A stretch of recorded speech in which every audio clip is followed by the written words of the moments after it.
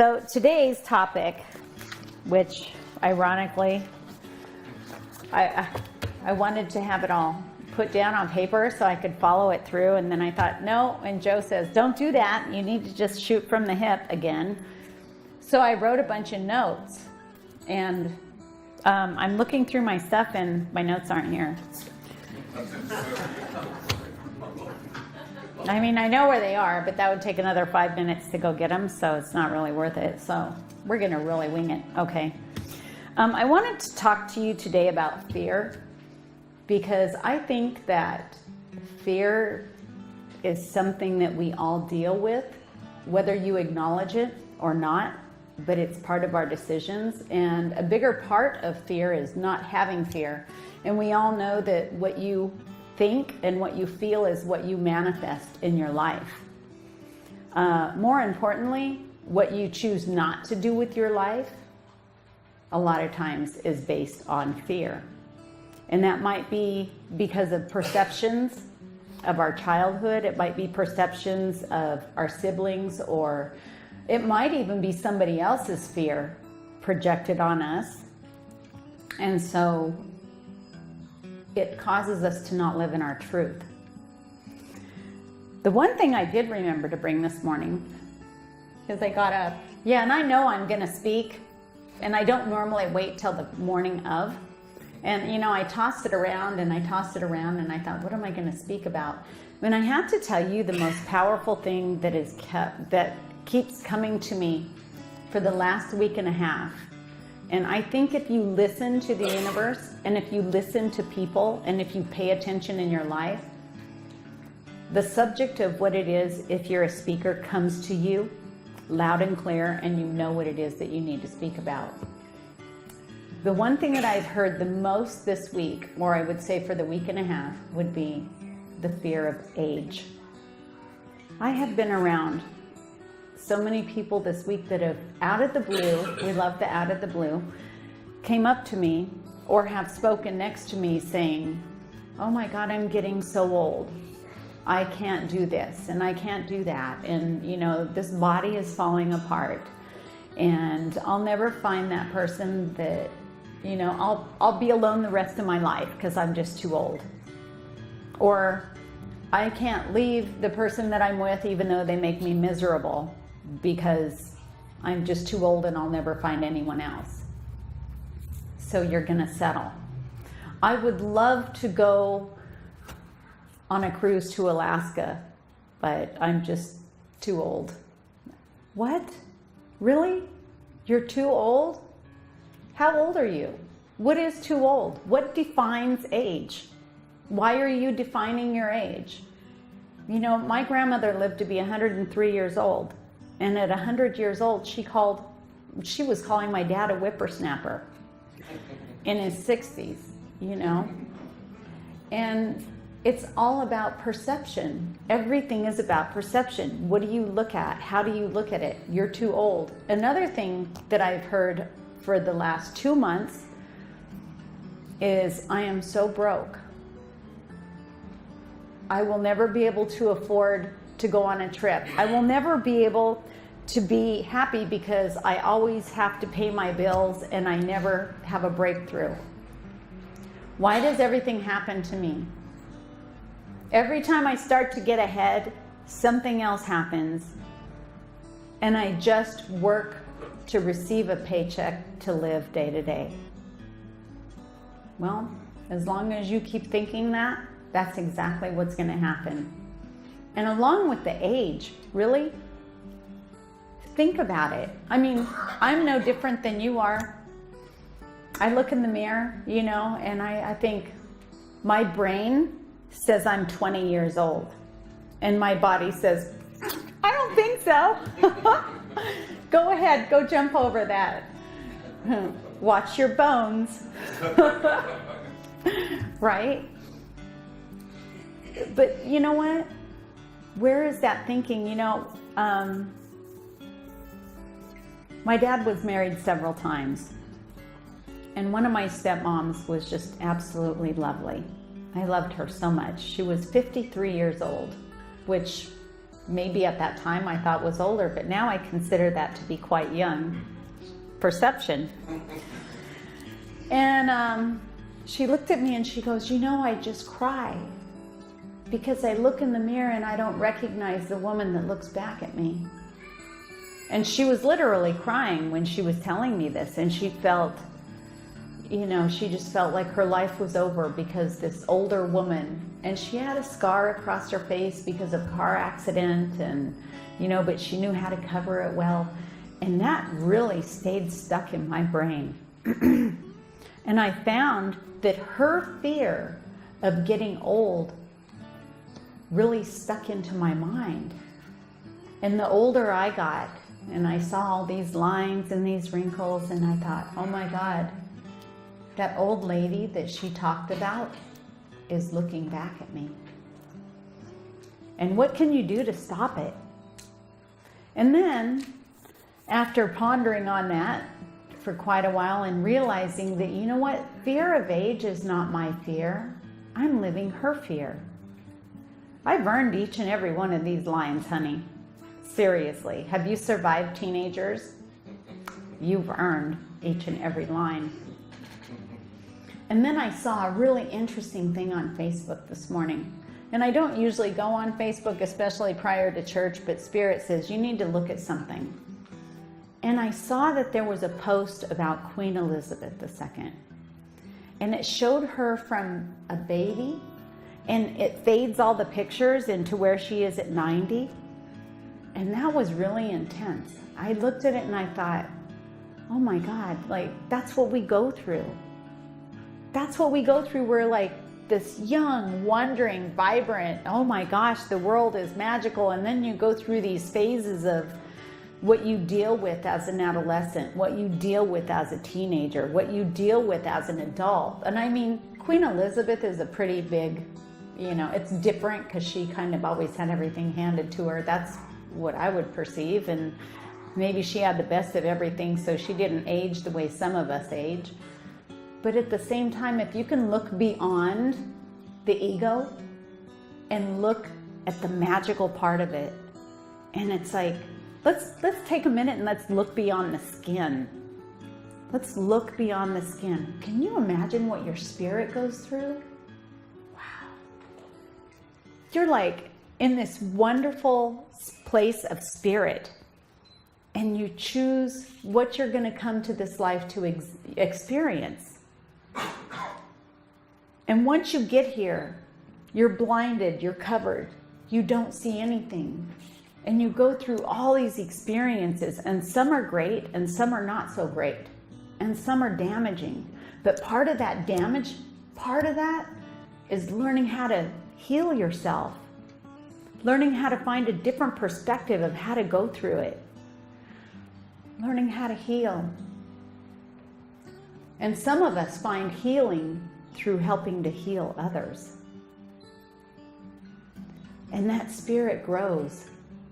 That spirit is born, broken down, and rebuilt so many times.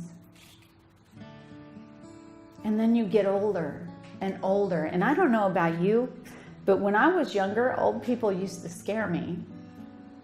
But now that I am where I am, I'm in awe of older people. I mean, my grandmother was pretty inspirational. She was hardcore. She was my dad's adopted mom, but watching her, she was so independent. She still gardened and canned, grew all of her own flowers and foods in her yard, still was painting. She took fly fishing lessons at 93 years old. It was always an experience. Life was an experience. What experience is it for you? If we focus on what we don't have, if we focus on where we are not, then we're living in fear.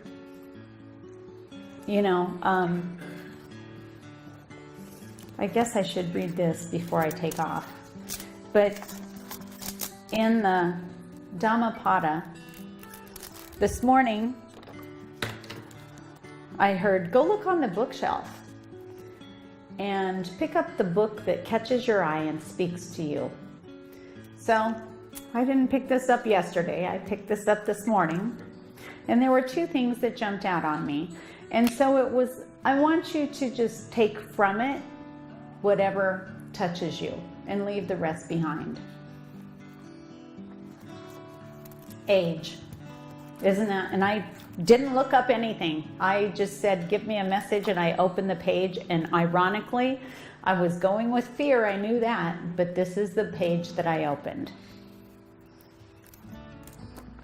Why is there laughter? Why merriment? And when this world is on fire, when you are living in darkness, why don't you look for the light? This body is a painted image, subject to disease, decay, and death. It is activated by your thoughts that come and go. What joy can there be for him who sees that his white bones will be cast away like gourds in an autumn? Around the bones is built a house. It is plastered over with flesh and blood, in which dwell pride and pretense, old age and death. Even the chariot of a king loses its glitter in the course of time. So too does the body as it loses its health and strength. But goodness does not grow old with the passage of time. A man who does not learn from life grows old like an ox. His body grows, but not his wisdom. I have gone through many rounds of birth and death, looking in vain for the builder of this body. Heavy indeed is birth and death again and again. But now I have seen you. House builder, you shall not build this house again. Its beams are broken and its domes are shattered. Self-will is exhausted. Nirvana is attained. Those who have not practiced spiritual disciplines in their youth pine away like the old cranes in a lake without a fish. Like worn-out boughs, they lie in old age, sighing over the past. And then I said, well, I'll turn the page. And then it was about the self. And it read, if you behold yourself dear, guard yourself diligently. Keep vigil during one of these 3 watches of the night. Learn what is right, then teach others as the wise do. Before trying to guide others, be your own guide first, because it is hard to learn to guide oneself. Certainly, in the words of Napoleon Hill, how can one gain mastery over others until one has learned to gain mastery over themselves? Before trying to guide others, be your own guide. Your own self is master. Who else could be? With yourself well controlled, you gain a master very hard to find. The evil done by the selfish crushes them as a diamond breaks hard a gem. As a vine overpowers a tree, evil overpowers the evildoer, trapping him in a situation only his enemies would wish him to be in. Evil deeds which harm oneself are easy to do. Good deeds are not so easy. Foolish people who scoff at the teachings of the wise, the noble, and the good, following false doctrines, bring about their own downfall, like a kataka tree which dies after bearing fruit. By oneself is evil done, by oneself is injured. Do not do evil, and suffering will not come. Everyone has a choice to be pure or impure. No one can purify another. Don't neglect your own duty for another, however great. Know your own duty and perform it. How many times or people do you know that blame the entire world for their pain, their hurt, their disabilities, whether it's finances, whether it's education, whether it's homelessness, whether it's work, whatever it is. Most importantly, if you're unhappy, you can't rely on other people to bring you happiness. This is your obligation to yourself. If it's not working, change it. Change it. If things are not working right, if your job sucks, excuse my language, if you're frustrated, if every day you're sick of waking up and you're sick of going to bed, don't you think this is your body telling you, hey, excuse me, we need to make some changes here. This is not right. You're working in a job that brings you no fulfillment. Why? Because you're afraid of leaving? What could be so bad? You may not find another job just like it? Wow, that would be terrible, wouldn't it? What if you accidentally found something better? Just like staying in a marriage. How many people do you know that stay in marriages that they're miserable because they believe that it's a sin to get divorced? I personally think it's a sin to live miserably with someone the rest of your life and making your kids miserable and everyone else around you. That's a sin. You know, I used to be afraid of a lot of things. And sometimes I still have to tell myself that I need to step out of that fear. And one of those fears was not having a scheduled, put in place speech to talk about. And another fear was stepping away from the podium. So now I'm going to come out here and I'm going to talk to you like a normal person. And I just want to share a couple of examples with you about fears. My dad was married 9 times. And when he crossed, in his obituary, we didn't know what to put, so we just put that he was loved by many.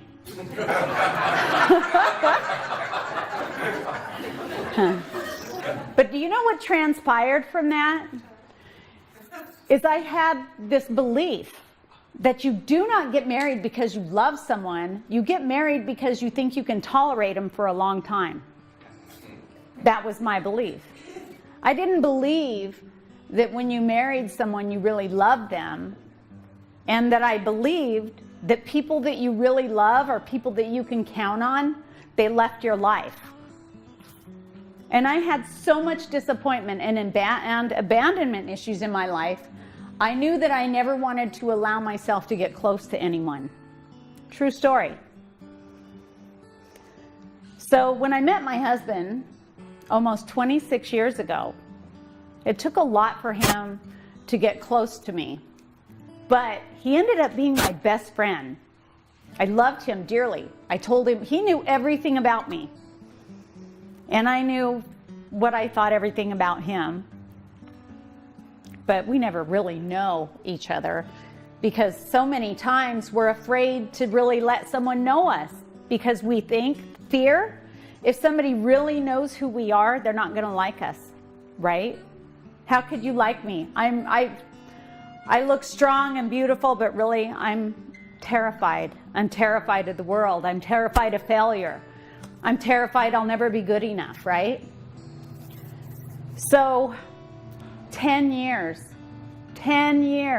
I would not date this guy. He watched me go through other relationships. In fact, he was there to help throw them out of my life when I was done with them. Like, not done with them in a mean way, just done with that relationship. Very unhealthy way of thinking, but you know what? That was my perception.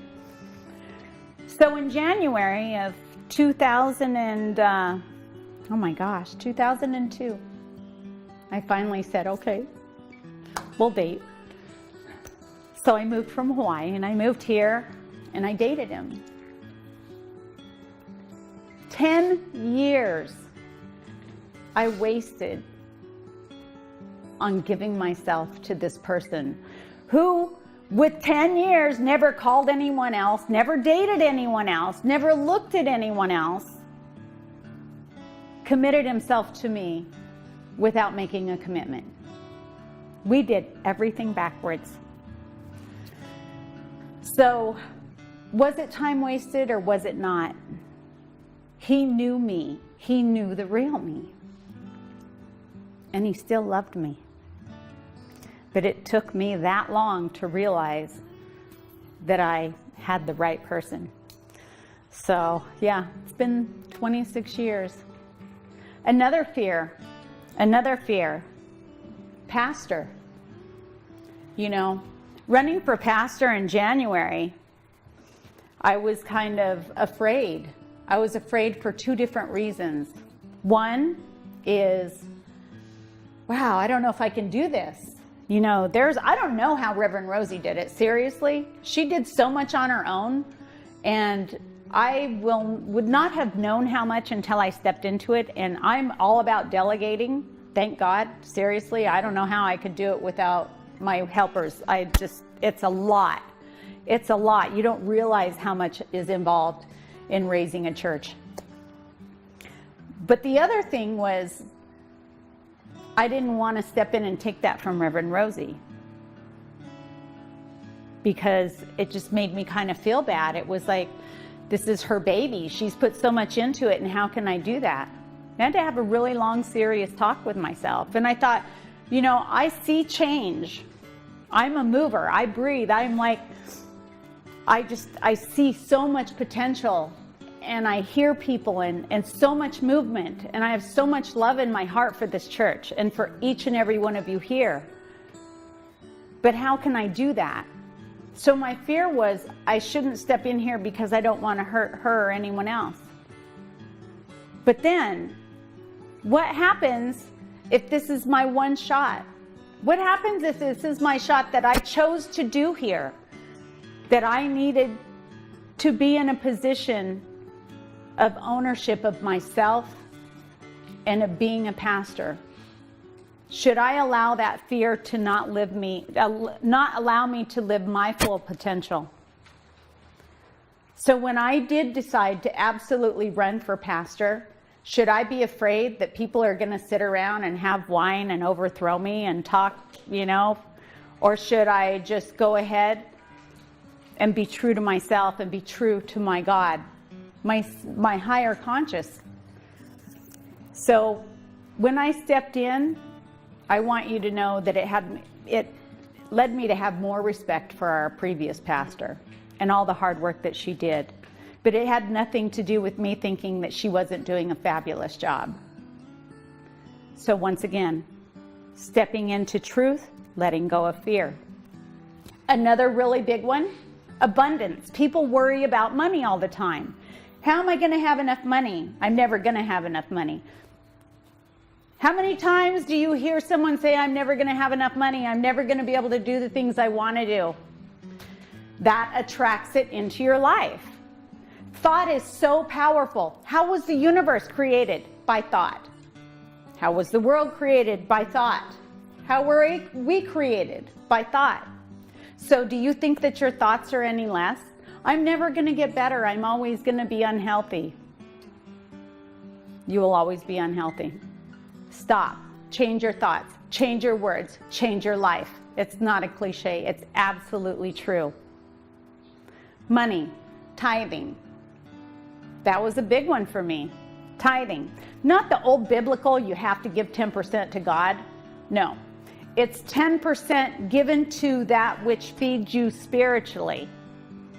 I used to say, you know, I do so much work around the church, that's my tithing. I scrub the toilets, I clean the floors, I vacuum, I do the gardening, that's my tithing. But here's the real part of it. It's called universal intelligence, and what you give to the universe gives back. The neighbor comes over, hey, can I help you with your yard? Sure. I'm helping with the yard. Now I'm getting help with the yard. You know, if somebody comes over and helps with house cleaning, guess what? I'm getting that returned. Financially, it finally dawned on me. And it's really classic too, because I taught this to my kids without even knowing it. I told them, we got to clean out your closets. You are not going to wear these clothes that you had 3 years ago, especially with growing boys, right? I'm sure John wears a size 12 shoe at 13, but yet he has these size 7s in the garage. Really? How? Are you going to cut the toes off and put your foot in? Right? But that's our thinking. Our thinking makes us hang on to everything. It hangs on to everything. And then the universe can't let us receive because we've hung on to all this stuff. Don't you know that what it is that you let go of comes back to you, especially if you give it in the way you feel, if you give it with unconditional love, if you give it, here's the key, if you give it knowing that you will receive. So then I taught my kids, we're going to clean out your closet. Watch this. Every time you clean out your closet within 2 weeks, I guarantee you it will be refilled with stuff that fits, with new stuff. We did it. We cleaned out the closet, and within a week, new stuff. Hey, look, your sister or your brother bought you these new shirts, this new jacket. Let's go get you some new shoes. Look, oh my gosh, look at this, metal cleats on sale at Ross for $8, normally $45. How does that happen? It's because you've released it knowing that you would get it back. This was the biggest thing for me in tithing. I was so fearful because we had somebody lecture on tithing, and it wasn't because you owe God, it's because you're giving something, 10% of what you make, to a source that feeds you. And this is what feeds me. And oh boy, I learned a lot of what it's like to trust and let go of when you don't have it, to trust and let go of the money when you have it. But you know what the most uncanny thing happened is when I started tithing, in less than a week, what I gave to the church came back to me in less than a week. In 2 weeks sometimes, but never more than 2 weeks. And then the big test was when the taxes came in and I had that big lump sum of money. And it was like, okay, I'm just going to give it to the church. It came back to me. And it took a while, I would say 3 years. And I now have a job that I absolutely love, and it more than sustains me financially. And I credit it because I trusted. I gave it to that which kept feeding me, the church, and I let go of it. But I did it knowing that I would receive it. And I have to keep myself in check every time. When I write out a check to the church or when I give, I have to realize, oh, not how am I going to do this, but I know I'm giving. I can't wait to see what I get back. Tenfold. And you know what? It's not greedy and it's not selfish. It's good to get excited knowing you're going to receive. It really is. So when you write out your check, I have a statement in my checkbook, and some of you probably don't even know what checks are. I mean, most of us do, but I know the younger people are like, what's that? I have this statement that says, God's riches and wealth come flowing into my life like rainfall from heaven. And so it is. And every time I write a check, I know, even if it's a bill, I know, don't worry about it. My every need is supplied. See? My every need is supplied. What are you thinking? Is it in relationships? Is it, I have to stay with the person who doesn't respect me and doesn't love me and doesn't support me because I'm afraid I'll never find anyone else? How about I'm strong enough to stand on my own 2 feet and attract that of which I am to receive? How many people say, well, I'd rather just live my life alone because at least I know I can trust myself? Well, if you're going to live alone and you have that kind of outlook, at least have enough courtesy to be good to yourself and love yourself and look in the mirror. But how about be open? How about just be open to if somebody who is thinking and looking the same way you are, that they can come into your life and maybe fulfill that need? How about Every time you do not make a decision because you're afraid of it, you take a look at where that source is coming from. Is it your fear? Is it someone else's fear? And why do you have it? We are meant to be abundant. Abundant in health, wealth, prosperity, love, all of it. And as you see that physical body getting older, look beyond the skin and know that the wisdom, that the treasures in heaven that you're laying up are all part of it. Are you afraid of getting older because you're afraid you didn't accomplish the things that you wanted to? What about the dreams you had when you were younger? Did you let them go? Did you think that you weren't worth it? Did you think that they were too hard to obtain? You know, you can change. You can change your dreams. You can change your desires. You can change your thoughts. Meditate. Meditate. Slow yourself down. Stop getting involved in the world. Start getting involved in yourself. And if you want to heal, help others heal. And if you want to have a positive heart and a positive outlook, then stop depending on others to bring it to you. Allow yourself to feel. Allow yourself to attract love into your life. One of the hardest jobs you'll ever have is being a parent. But one of the most important jobs you'll ever have is being a parent.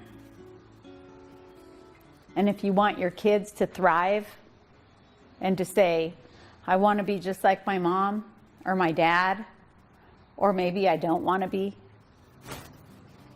But the one thing that you should give them is to let them know that you're so proud of them being exactly who they are, no matter what they choose. And when you look in the mirror, you should say the same exact thing about yourself. I'm so proud of you. And every line on your face is earned. And every wonderful beat of your heart has been felt. Every word of encouragement has been heard. Be true to yourself. Be love. Be abundant. Think of what you're thinking, because it all comes back to you. Think good things about yourself because you're worth it. Thank you.